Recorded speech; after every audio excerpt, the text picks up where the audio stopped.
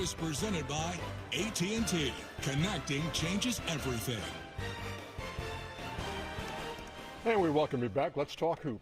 If the Philadelphia 76ers are going to tie this series with the Knicks in Game 2, they're going to have to do it without Joel Embiid. Let's head to the Garden, where Lisa Salters is standing by, as if a 39-point loss in the opener were not enough. No Joel. What's the extent of this injury?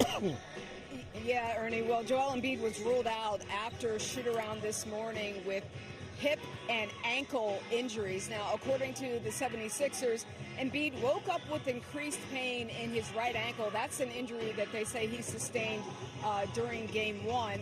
So he woke up with increased pain in his right ankle, but also increased pain in his right hip. And they say that's an issue that's kind of just been nagging, lingering since the physical play of the first round. So again, Embiid apparently woke up with pain in his right ankle, right hip. He didn't participate in shoot-around this morning, spent that time instead on the training table, and it was after receiving treatment that the medical staff decided to rule him out for tonight's game. Now, I did ask Nick Nurse about Embiid's status for Game 3. And Nick said, I don't know. He said right now Embiid is considered day-to-day. He said, I'm really just worried about Game 2 right now, but Embiid is day-to-day, so we'll have to wait and see for Game 3. And Andre Drummond will likely start in place of Joel Embiid for tonight's Game 2. Lisa Salters, thank you very much as she joins us live from Madison Square Garden. So, wow. Look, you know how much this guy loves to play. You know how much he has been limited in how much he can play. Now, what's Philly doing? Well, I mean, if you're Philly, you've had practice all year because he missed the bulk of the season. And so I think you'll see more VJ Ashcombe. And I think Paul George will get more involved. Obviously, Maxi's going to do what he do. But, you know, they've been preparing for this. It's unfortunate, though. I feel really bad for Joel. Like you said, you know how much he wants to play. You've seen the emotion coming out at the end of that last series against Boston. But you also had to question and wonder if he'd be healthy enough to make it through these series. You know, the playoffs are far more physical than the regular season, and he's just now getting back into that. So it's unfortunate. I feel bad for him, but I think Philly's equipped to still go out there and possibly win a game. I mean, for a night, yes. For a series, no. He just affects the game in too many ways. That's how they got out of the first round. He affects the game in 6 different categories. If you're talking about scoring, rebounding, and assists, those are the obvious. But the pace of the game, he affects the double team. You have to double team him now, which is creating a separate offense. You just throw the ball to him. They have to double him, and now that's a new offense. Because he affects the game in so many ways, you can't sustain it over a series against the better teams in the league. But maybe for a night, like you said, Paul George or DJ goes crazy. And then lastly, defensively. So, you know, I think there are too many holes that he plugs for them to be elite, for them to go on and beat the Knicks in this series. Boy, the Knicks are going to the conference finals. Yes, they are. This is, I smell blood in the water. If I'm the Knicks, I'm like, guys, let's get that hammer and nail out in that coffin. We're coming out here tonight because Philly know they can't beat us. We dropped them about 35, 40 with him. Without him, if I'm this is all about the Knicks tonight. I'm like, if I'm a Coach Brown and Jay's like, I mean, man, let's just come out. They know they can't beat us. Let's don't give them any hope, because what can happen, you saw at the games in Boston, if you let this thing come close with Maxey and Escom and Paul George, anything can happen if it's a close game down the stretch. But I ain't letting it be close down the stretch. I'm coming out from 0-0 and put my foot on their neck and get this thing over with quick and painless. Got to get more than 9 shots out of Tyrese Maxey tonight. I mean, I'm thinking we're getting a heap and helping of Tyrese tonight. Well, again, with Joel Embiid, and he could, I would say this, he can get 17 points with Joel Embiid, and they could be super impactful. You know, because, one, they're going to be easier, and then he's a great one-on-one player who cannot be doubled when Joel Embiid is on the floor. He might get 28 tonight. He played 45 minutes in one game. This will be the hardest 45 minutes for him because double teams are coming. and all those things. Now, he is equipped, and he has everything, Draymond, to score the basketball. But he can get an easy 20, an impactful 20, and a hard 30 tonight. I agree with that to a certain extent. Where I think it changes for Maxey, though, is to your point of the pace, the game slows down with Joel. Maxey want to play fast.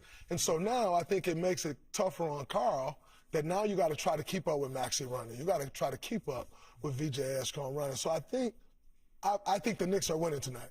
But Philly's path to winning is they just got to push the ball, and I think ultimately that helps Tyrese Maxey more than it hurts him. And I agree with that. The only way Philly going to win this game is turn into a track meet.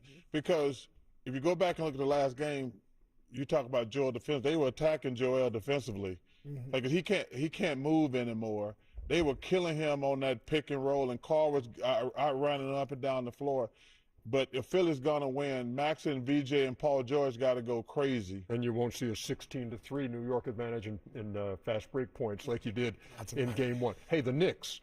I was in New York last night. Went to a dinner in New York last night. Congratulations. Shout out the T. Howard Foundation. Yeah, congratulations. No, I'm not asking for that. No. They just told us you got an award. Congratulations. It was very nice of them. That's all right. But here's the deal. All I heard all night long at the hotel and anywhere else was, hey, Knicks, how far? Hey, man. I said, hey, they're as hot as anybody right now. They are playing great basketball, and it was like that second loss to the Hawks was like a, hey. And now their closest game has been 16. It's impressive what they have done to this point, Dre. It's very impressive. I think they've started to figure it out, though. Like the more the season has gone on, Karl Towns has moved from the block to the high post, and I think that's changed everything. I think that's allowed Jalen Brunson to get going more at different times, as opposed to him needing to pound the life out the ball. He's getting it off Karl Towns' hands, and he's getting straight into a move. I think that's changed this team a lot. But I'm going to tell you a problem the Knicks are going to have, and Kenny's going to hate this, but they win these games. It's the second round of playoffs, and everybody's running around. They're having parades. They're trapping J.R. Smith outside of Madison Square Garden. Let's not have a parade before you win the thing, Knicks fans.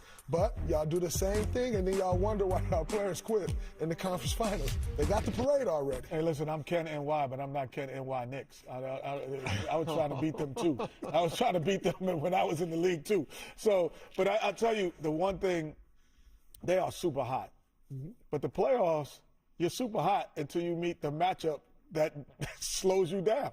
Because when you beat a team in a series, especially 7 games, and you start getting momentum in that series. Yeah. But it doesn't mean that the next series is going to happen. So, case in point, we played a series where they would never double pick and rolls. I came off lighting. I was lighting people up. Smithereens, shooting the ball out, shooting it out the socket. The next series, they doubled every possession. Now you they're like, where are all these threes that you had? They're doubling every possession. So every possession, every series is different. And so you have to figure out what happens. Closest game they played in the last 4 was a 16-point win over the Hawks. The other 3 by 29, by 51, and by 39. And tonight they face a Sixer team without Embiid.